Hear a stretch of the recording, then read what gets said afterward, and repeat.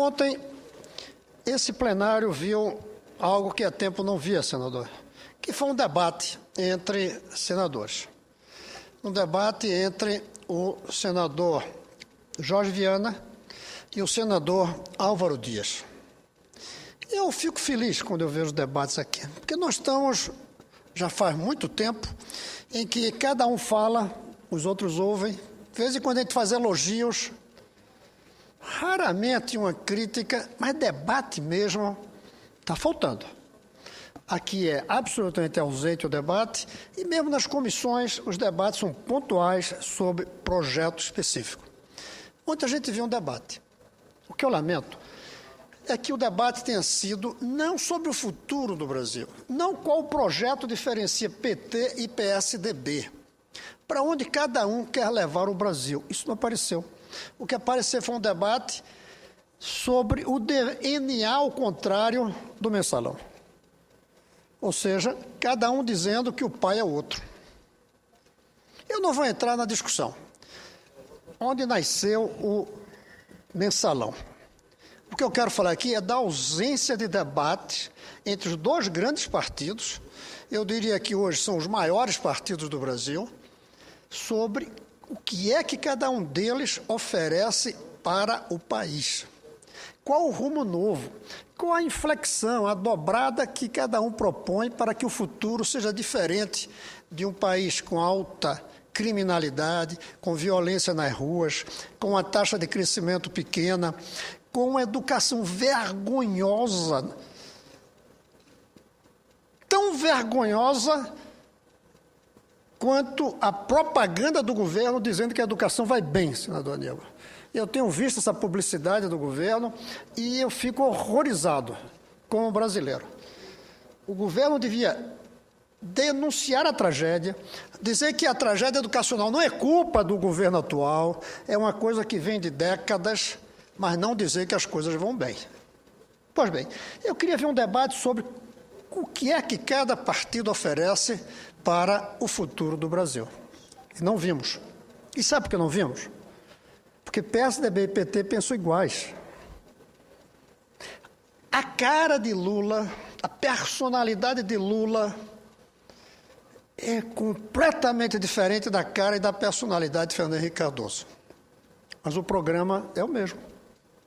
Com pequenas nuances, mas não há uma concepção diferente de projeto.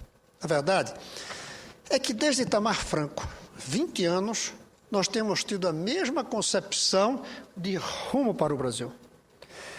A concepção de uma social-democracia tropical, de uma social-democracia tupiniquim, como se dizia antigamente. Um rumo, uma social-democracia que se caracteriza, primeiro, por algo muito positivo, que é a responsabilidade fiscal, que começou com Itamar, que continuou com a FHC, que o Lula manteve com sabedoria e lucidez, e que a Dilma mantém, apesar de alguns riscos de que a responsabilidade pode colocar um I na frente e virar irresponsabilidade. Mas, de qualquer maneira, há um compromisso. Terceiro, é a ideia de que esse país precisa ter uma generosidade com as classes pobres, o que vem das rendas transferidas, desde o governo, antes até o governo Sarney, que começou a fazer distribuição de alimentos. O Itamar manteve. O Fernando Henrique ampliou criando o Bolsa Escola. O Lula mudou o nome, mudou a concepção, mas aumentou o número. Isso é algo positivo na social-democracia brasileira, mas insuficiente. Porque a generosidade de transferências de pequenas rendas para as populações pobres, essa generosidade é positiva, mas insuficiente. Porque o que a gente quer mesmo é libertar o povo da necessidade de bolsa. E isso a gente não vê nem PT nem PSDB defendendo. O quarto é o modelo de crescimento que caracteriza esses 20 anos. É um modelo de crescimento que, com responsabilidade fiscal, que antes não havia, continua baseado em duas coisas. Na agricultura, o agronegócio, exportando commodities, e na indústria, a metalmecânica. Essa é a base. Além disso, caracteriza a social-democracia, a democracia desses últimos 20 anos. Pois bem, quando eu vejo a falta de debate aqui entre os dois grandes partidos, que pensam exatamente igual em relação ao futuro, enquanto que os outros partidos ficam de fora, sem entrar no debate. Um ou outro menor partido discute a moralidade, não a concepção de projeto nacional. Quando eu vejo isso, eu creio que tem razão os analistas que dizem que esgotou-se um modelo. Nós já tivemos diversos modelos no Brasil. Nós tivemos o modelo da exportação de açúcar, de algodão, da agricultura, do mundo rural exportando. Nós tivemos do ouro, nós tivemos da indústria iniciada com Getúlio, em 30. Nós tivemos o salto que deu Juscelino Kubitschek e que continuou. A ditadura militar foi o mesmo modelo de antes, só que autoritário. Mas era a mesma coisa, com mais força e criando uma infraestrutura que antes não havia. É um mérito do regime militar, sem esquecer tudo de mal que fez. A democracia trouxe um novo modelo. A responsabilidade fiscal agregou mais um item. E nós estamos cumprindo isso. Só que eu creio que os analistas têm razão quando eles dizem esgotou-se. E a maior prova desse esgotamento é a falta de debate. Quando todo mundo na política fica igual, é porque a coisa não vai bem. É o contrário da família à política. Na família, quando se debate muito, a família não vai bem. Na política, quando não tem debate, é porque a coisa vai mal. E a coisa vai mal hoje. Acabou o debate. Quando acaba o debate, é como se esgotasse. A coisa fica velha. A coisa perde vigor de avançar em direção ao novo, a um país diferente. Hoje o debate é sobre mensalão. Porque o resto deseja-se continuar o mesmo. E quem é que quer continuar o mesmo país que tem 100 mil mortes por ano na violência? Quem quer continuar o mesmo um país onde as crianças não aprendem a ler, que mantém-se 13 milhões de analfabetos adultos? Quem quer manter o mesmo país sem competitividade internacional? Ninguém quer manter o mesmo, mas todo mundo age como se o mesmo fosse o único caminho. Está na hora de termos alguns debates. E é isso que eu queria dizer aqui, que gostaria PSDB e PT, cada um de um lado, debatendo o que fazer. Pena que eles pensem o mesmo. Quer ver um exemplo, senador? A discussão tem sido como vender mais carros.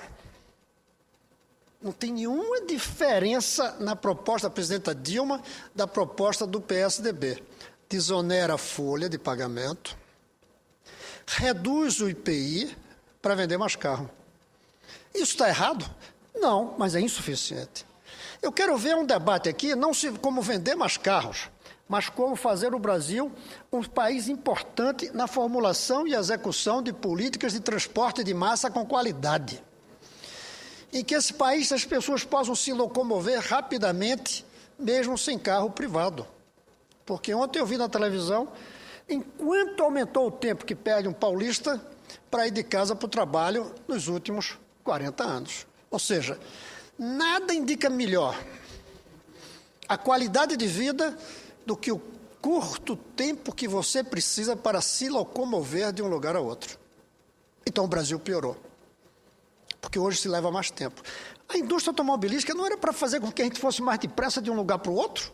Mas hoje se sabe que uma bicicleta chega mais depressa de um lugar a outro, obviamente com esforço muito grande, do que um carro. Então, cadê o debate aqui entre PSDB e PT sobre um novo projeto de Brasil em que o transporte de massa seja o caminho e não as pequenas medidas de equilíbrio para aumentar a venda de automóveis? A gente está debatendo há quantos meses aqui o Código Florestal. Mas o debate tem uma coisa que unifica todos, e é uma coisa ruim. Debate-se como manter floresta sem barrar o crescimento econômico. O verdadeiro debate novo é como desenvolver um país mantendo as florestas. É diferente a lógica. Uma é a lógica de crescer, destruindo o mínimo possível. A outra é a lógica de conservar e ajustar o desenvolvimento, não necessariamente o crescimento. Todos criticam que o crescimento é pequeno no governo Dilma. E a presidenta Dilma, um dia desses, falou que crescimento não é importante, mas tudo faz prisioneira do crescimento. Hoje, eu queria ver o debate, não é de quanto crescer, é de para onde crescer. Não é a busca de um PIB maior, é a busca de um PIB melhor. O nosso produto interno bruto não está apenas crescendo pouco, ele é um produto interno bruto feio, porque não traz melhoria na qualidade de vida da população. Eu quero saber quando é que a gente vai discutir, que eu toquei um pouco antes, os programas de transferência de renda. Não para discutir quem vai dar mais bolsas e pagar bolsas maiores. Eu quero ver quem é que vai discutir aqui como libertar o povo brasileiro da necessidade de bolsas. Quantos anos a gente precisa para dizer que no Brasil todos terão condições de uma sobrevivência digna sem precisar de transferência de renda do Tesouro? E aí entra um outro debate. Como fazer um modelo econômico que carregue dentro dele a distribuição da renda? E não um programa, um crescimento, um modelo concentrador, em que pagamos uma enormidade de impostos e uma parte desses impostos vai para a família, sob a forma de bolsas. Esse não é o caminho permanente. O caminho permanente é que este produto interno bruto, ele carregue a distribuição dentro dele. Um produto interno bruto que fabrica sapato, roupa, comida, transporte público, saúde, educação, é um produto interno bruto distributivo. Ele está distribuindo o que ele faz. Um crescimento econômico baseado em produtos de luxo, em produtos para as altas rendas, é um produto concentrador. Ele precisa de concentração, senão não vende os produtos. Aí dá-se um jeitinho, concentra-se para poder vender, e aí dá-se um jeitinho de pegar dinheiro pelo Tesouro e distribuir um pouco. Está faltando o debate de mudar o rumo. Não o rumo de mais bolsas, mas o rumo de libertação da necessidade de bolsas. Eu creio que é perfeitamente correto quando os empresários, os analistas dizem que está havendo um esgotamento do modelo. O modelo atual, que a gente vê PSDB, PT discutindo, é como reduzir os custos para retomar a competitividade. Gente, a verdadeira competitividade hoje não está em produzir coisas antigas mais baratas, está em produzir coisas novas. O que dá competitividade hoje à indústria é inventar a cada dia um produto novo. Não é continuar produzindo as coisas velhas de uma maneira mais barata. Porque produzir as coisas velhas de uma maneira mais barata só vende dependendo da demanda. Mas as coisas novas, elas criam a demanda. Por isso que aqueles que produzem computadores, iPads, telefones celulares, este mundo de produtos da alta ciência e tecnologia, eles conseguem vender sempre. Não cai a demanda. Porque vende um hoje, vende outro diferente, mais moderno amanhã. Mas ferro, trigo, soja, isso não aumenta a demanda. Tem uma demanda fixa. Aí, quando a renda aumenta lá fora, continua a mesma demanda per capita, porque ninguém come mais soja, toma mais soja, usa mais soja do que o que precisa para se alimentar e para outras finalidades. Agora, celulares, iPads, computadores, equipamentos médicos, remédios. Cada vez que surge um novo, você cria uma demanda onde antes não havia. Nós não estamos trabalhando nisso. Nós continuamos no mesmo modelo de aumentar o consumo, desprezando a poupança. Isso se esgotou. Um país que tem 17% de sua renda na poupança é um país cuja economia não tem futuro. Mas a gente não vê a discussão de como aumentar a poupança em vez de aumentar o consumo. Essa coisa que resolve hoje como um equilibrista na corda, mas não resolve amanhã como um maratonista, que é o que o país deveria ser. Vejam outro ponto. Todos hoje defendem programas de universidade para um número maior de jovens. E ninguém é contra isso. Mas, gente, vamos ser honestos. Nesse país tem 13 milhões de brasileiros que não vão poder entrar na universidade porque não aprenderam a ler. Tem 50, 60 milhões que não vão poder entrar na universidade porque não passaram no ensino médio. A gente fala universidade para todos, mas só entre aqueles poucos que podem entrar na universidade porque terminaram o ensino médio. Quando é que a gente vai mudar esse discurso e analisar não só como todos terminaram o ensino médio com qualidade, em horário integral, como também como ter uma universidade melhor. Não basta universidade ruim para todos. É preciso uma universidade boa para o futuro do Brasil. E a nossa não está se preparando para isso. A nossa universidade está ficando obsoleta.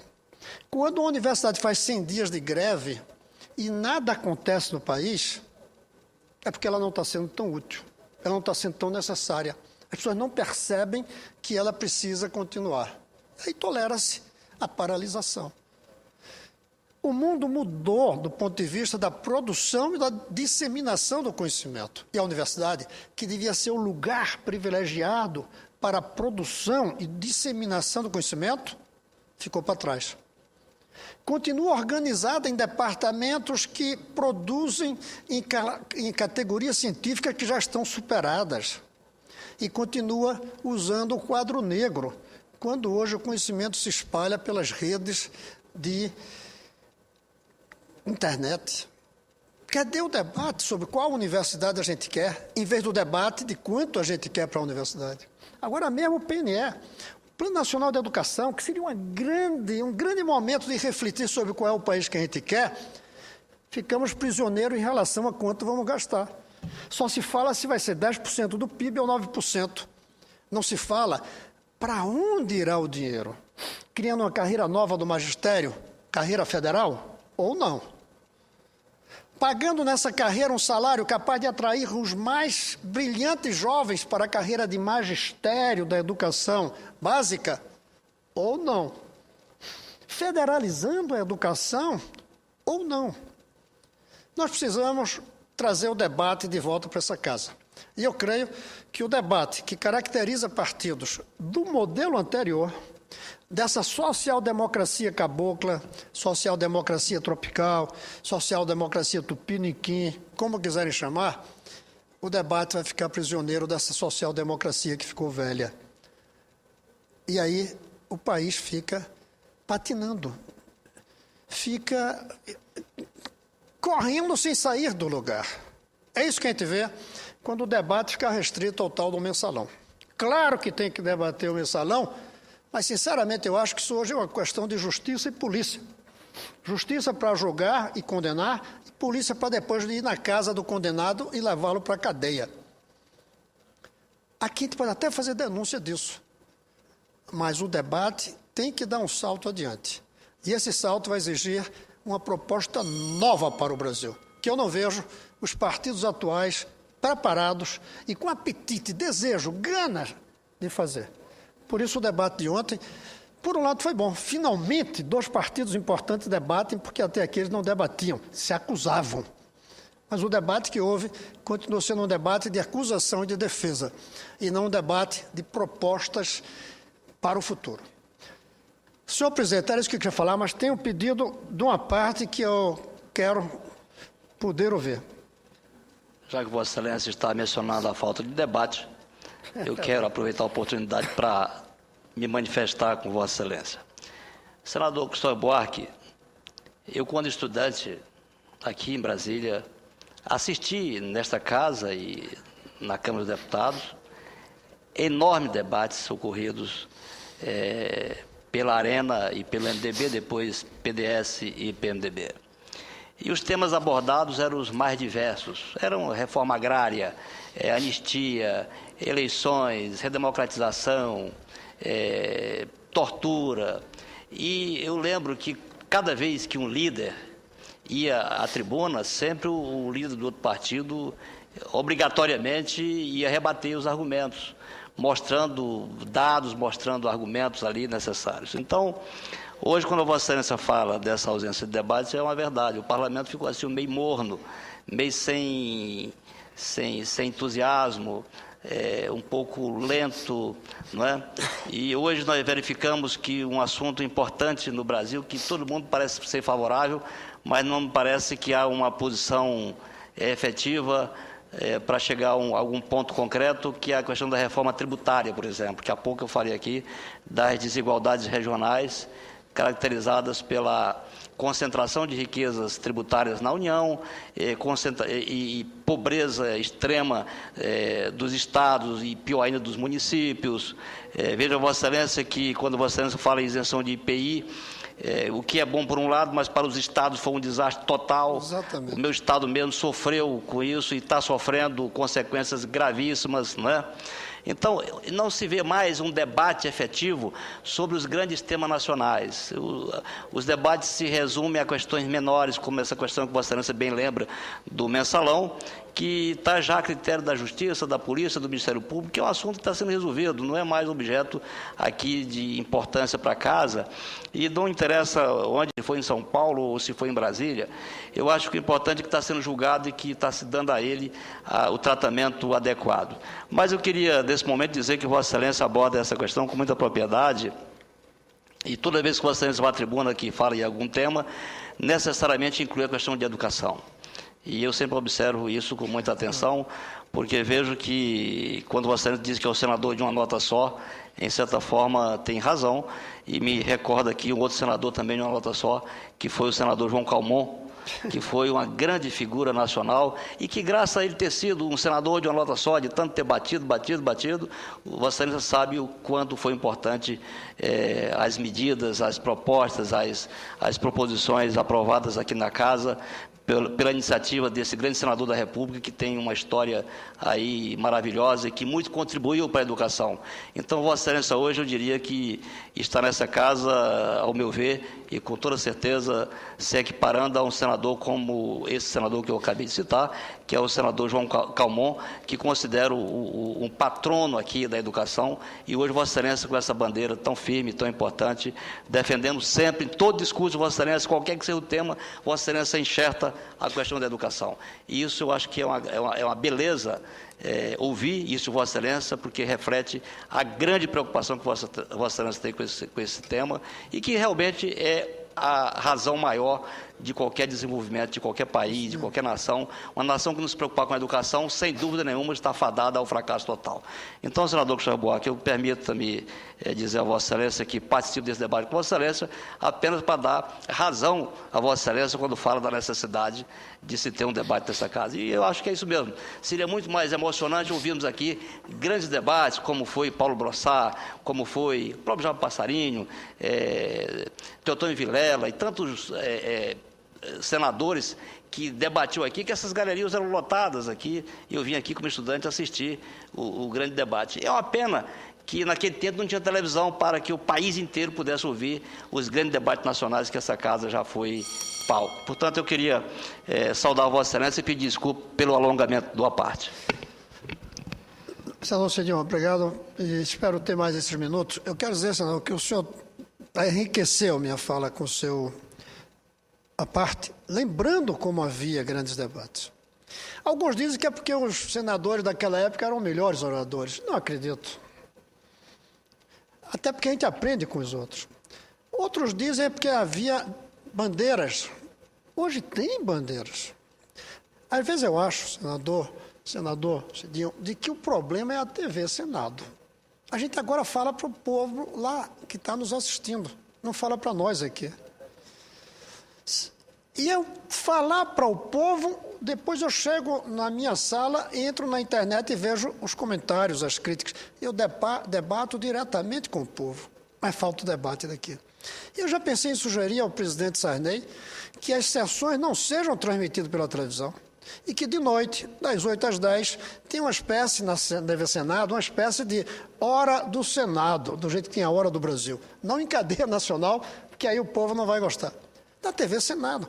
Quem quiser assistir, assiste uma revisão de tudo, sem precisar falar como eu estou falando já há 20 minutos. A TV nos aproximou do povo, mas nos afastou entre nós. Nós nos afastamos entre nós. O senhor mesmo lembrou, as galerias cheias. Não precisa mais galeria cheia. Aqui só entra gente, não sei se prestou atenção, visitante. Fica 5 minutos, vê como é o Senado e vai embora. Por quê? Porque não tem debate. Eles veem isso aqui como uma escultura, não como um plenário. Talvez a TV esteja atrapalhando o nosso debate. Mas eu queria lhe agradecer muito a ideia de uma ideia, o IPI. E por quê? E aí confirma a minha ideia de que PSDB e PT têm o mesmo projeto, porque é o projeto visto com os olhos de São Paulo. Então reduz o IPI de automóvel, até mesmo da linha de produtos eletrodomésticos, para beneficiar a indústria, que no Brasil é concentrada em São Paulo. Aí prejudica o seu estado. Aí prejudica os outros estados. Porque o PIB cresce por São Paulo. Não cresce pelos nossos outros estados, quase. Apesar de que a taxa hoje do Centro-Oeste é maior de São Paulo, mas quando você soma o PIB, é São Paulo. E aí fica para lá. E isso está prejudicando São Paulo. Isso vai asfixiar São Paulo. São Paulo precisa começar a ver que o futuro de São Paulo está no resto do Brasil. E aí a gente desenvolveu o resto do Brasil. E não vai ser com o IPI. Vai ser, por exemplo, meu Nordeste, que eu represento o DF, mas sou pernambucano, tinha que ser uma revolução na educação. É assim que a gente conseguiria fazer com que o Nordeste se desenvolvesse. E não querendo botar lá as indústrias que São Paulo tem. E, finalmente, essa ideia de nota só, que eu até gosto e assumo, é porque tudo passa pela educação. A saúde, a segurança, a indústria, tudo passa. Então, na verdade, é uma bandeira só.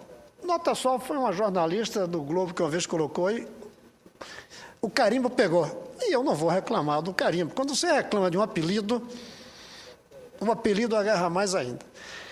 Uma bandeira só, sim. E aí a gente está precisando de bandeira. E bandeira é muito difícil ter duas, cada um. Veja, o senhor falou em João Calmon. Eu diria mais. Juscelino, a bandeira dele era desenvolvimento. Ele falava de agricultura, mas era desenvolvimento. O nosso Suplicy, ele tem uma bandeira, que é a renda básica da cidadania. O João Calmon tinha a bandeira. O nosso senador aqui que defendia o divórcio, ele segurou essa... Nelson Carneiro, ele segurou durante anos essa bandeira, até que o que ninguém imaginava que ia acontecer, hoje é aceito com toda a naturalidade. Então, eu fico satisfeito que o senhor lembre que todo o meu discurso, eu às vezes tento evitar, mas não consigo e coloco a educação. Porque tudo passa por ela. E há a bandeira que me caiu, eu não escolhi ter a educação como bandeira. Sou professor, mas podia a bandeira ser outra. Acontece. Essas são o que acontece com todas as grandes paixões. Você não busca, elas acontecem. Aconteceu em mim na política. E eu agradeço que o senhor tenha reconhecido e tenha falado tão bem. Eu queria só, senador, só dizer a Vossa Excelência que quando eu falei que você sempre fala de educação, não foi criticando, pelo contrário, foi exatamente reconhecendo que isso é muito importante. Eu sei perfeitamente e apenas agarrei, peguei a carona para lembrar isso, mas sei perfeitamente como é que o senhor falou e eu lhe agradeço muito. É isso, senhor presidente, que eu tinha para colocar. Vamos incentivar o debate aqui, mas não devia ser sobre o mesmo. Quem foi o pai do mensalão jogando a culpa no outro? É a primeira vez que eu vejo se debater paternidade ao contrário. O DNA é seu, o DNA é seu, o DNA é seu. Isso daí é preciso denunciar. Mas debater não. Debate aqui é qual é o futuro que a gente quer para esse país e como fazer esse futuro chegar. Muito obrigado, senhor presidente.